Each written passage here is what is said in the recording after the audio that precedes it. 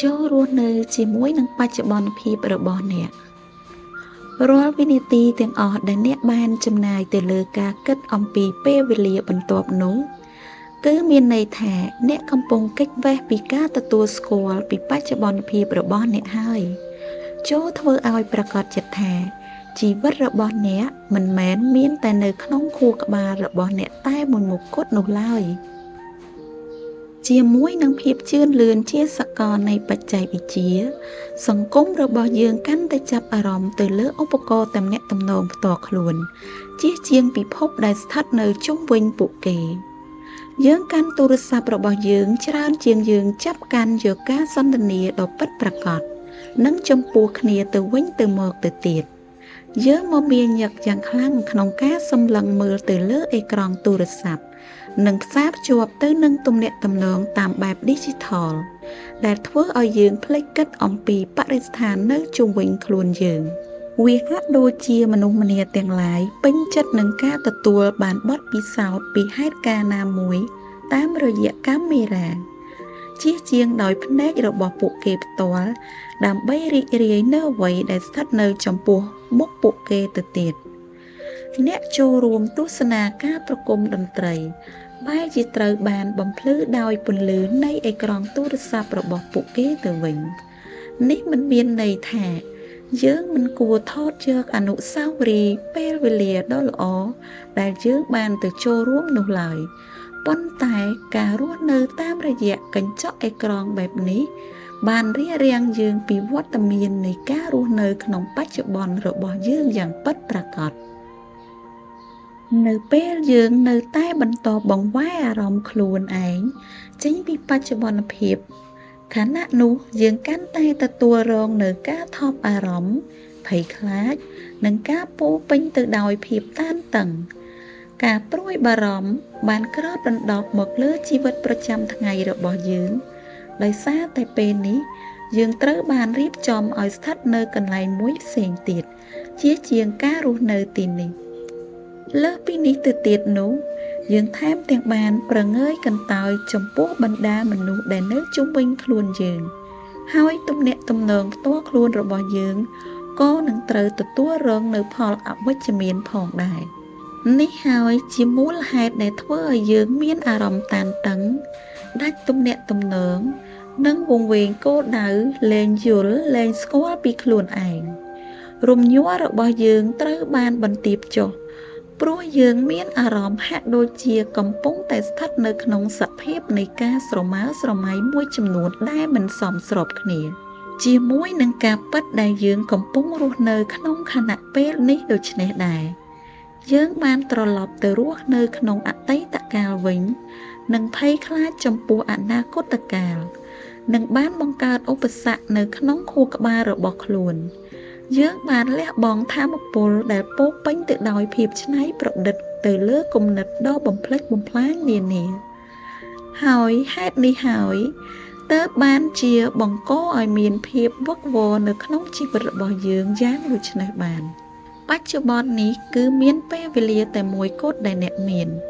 កាលបើអតីតកាលរបស់អ្នកបានកន្លងផុតទៅហើយនោះគឺវាលែងមានតទៅទៀតហើយបើទោះបីជាអ្នកខំបង្កើតវាឡើងមកវិញតាមរយៈខួរក្បាលរបស់អ្នកប៉ុន្មានដងក៏ដោយអនាគតមិនទាំងបានទាន់មកដល់នៅឡើយទេប៉ុន្តែជាថ្មីម្ដងហើយម្ដងទៀតដែលអ្នកកំពុងតែទាញខ្លួនឯងទៅដល់ទីនោះតាមរយៈខួរក្បាលរបស់អ្នកថ្ងៃស្អែកនឹងចូលមកក្លែងខ្លួនធ្វើជាថ្ងៃនេះហើយនៅក្នុងចំណោមយើងភាគច្រើនមិនទាំងបានចាប់អារម្មណ៍ពីវាឡើយគ្មានអ្វីដែលមានតម្លៃជាងគ្រាបច្ចុប្បន្ននេះឡើយពីព្រោះថាអ្នកនឹងគ្មានថ្ងៃអាចយកវាត្រឡប់មកវិញបានជាដាច់ខាតអ្នកអាចនឹងបង្កើនការចងចាំមួយដែលអ្នកអាចមើលទៅឃើញនិងអាចដើរត្រឡប់ទៅលើផ្លូវដដែលបានក៏ពិតមែនប៉ុន្តែជាក់ស្ដែងអ្នកមិនអាចជួបប្រទះនឹងវាជាថ្មីម្ដងទៀតបានជាដាច់ខាតចូលអ្នកសាកគិតអំពីពេលវេលាមួយ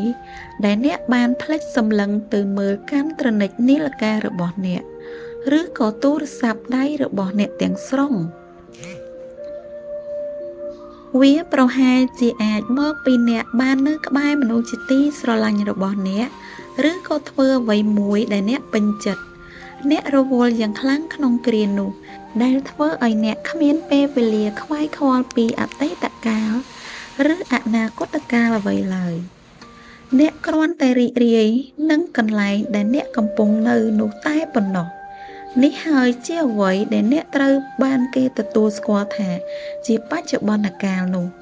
បច្ចេកវិទ្យាជាឧបករណ៍មិនមែនជារបស់ជំនួសឲ្យការរស់នៅឡើយនៅក្នុងវ័យ20ឆ្នាំដំបូងរបស់ខ្ញុំកាលនោះបើខ្ញុំបានដឹងថាខ្ញុំនឹងត្រូវចេញទៅក្រៅនៅយប់ថ្ងៃសៅរ៍នោះខ្ញុំនឹងបន់ឲ្យគ្រប់ថ្ងៃទាំងអស់ដើរទៅឲ្យបានលឿនបំផុតខ្ញុំកំពុងតែបន់ឲ្យពេលវេលាដ៏មានតម្លៃរបស់ខ្ញុំបានកន្លងផុតទៅជាពេលដែលខ្ញុំគ្មានថ្ងៃអាចយកវាមកវិញបានឡើយនៅពេលដែលថ្ងៃសៅរ៍បានមកដល់ហើយរួចក៏កន្លងហួសបាត់ទៅនោះខ្ញុំក៏ឈប់គិតអំពីវានិងបានចាប់ផ្ដើមបន្តផ្ដោតទៅលើថ្ងៃផ្សេងទៀតតែខ្ញុំកំពុងតែបន្តរៀបចំគម្រោងអ្វីម្យ៉ាងដ៏គួរឲ្យភ្ញាក់ផ្អើលហើយមានពេលខ្លះវាស្ថិតនៅរាប់សប្តាហ៍ទៀតឯណោះនេះគឺជាសមត្ថកម្មនៃជីវិតមួយផងដែរនៅពេលដែលយើងបានកើតមកនោះមានន័យថានៅរៀងរាល់រយៈពេល24ម៉ោងយើងក៏កំពុងតែធ្វើដំណើរអស់រយៈពេលមួយថ្ងៃដើម្បីខិតទៅជិតសេចក្តីស្លាប់របស់យើងដូចគ្នាអនាគតកាលដែលយើងតែងតែទន្ទឹងរង់ចាំឲ្យវាមកដល់នោះគឺគ្រាន់តែជាបច្ចុប្បន្នកាលតែប៉ុណ្ណោះនៅពេលណាដែលវាបានមកដល់ហើយវានឹងកន្លងហួសទៅយ៉ាងលឿនជាទីបំផុតដែលយើងមិនទាំងបានចាប់អារម្មណ៍ពីវាឡើយយើងបានផ្លាស់ប្ដូរនៅរាល់ការយកចិត្តទុកដាក់របស់យើងទាំងអស់ឲ្យទៅជាការចូលរួមសម្រាប់ពេលវេលាបន្ទាប់យ៉ាងឆាប់រហ័សរួចហើយពេលវេលាបន្ទាប់ទៀតនិងមួយហើយមួយទៀតជាបន្តបន្ទាប់នេះឯងជារបៀបដែលយើងរស់នៅយើងភ្ញាក់ឡើងឆ្លងកាត់ពីមួយថ្ងៃហើយក៏ត្រឡប់ទៅគេងវិញយើងធ្វើបែបនេះចំនួន365ដងក្នុងមួយឆ្នាំ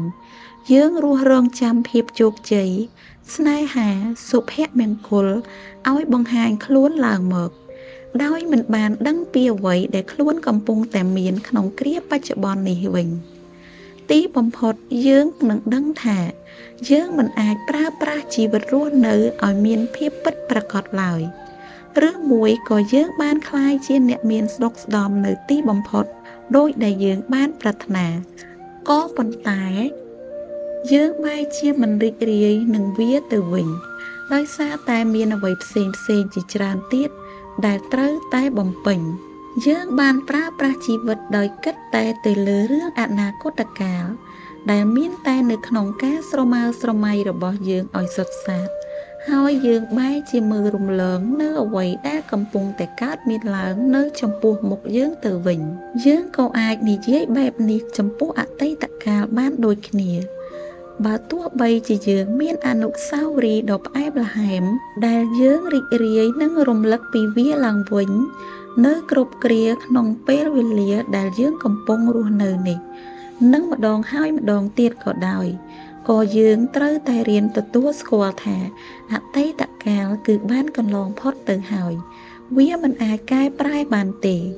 យើងបានត្រឹមតែសាងវាឡើងវិញឬក៏កែច្នៃវានៅក្នុងខួរក្បាលរបស់យើងតែប៉ុណ្ណោះចូលរស់នៅជាមួយនឹងបច្ចុប្បន្នភាពរបស់អ្នកឲ្យល្អបំផុតរស់នៅជាមួយនឹងថ្ងៃនេះកុំរស់នៅដើម្បីសម្រាប់តែថ្ងៃស្អែក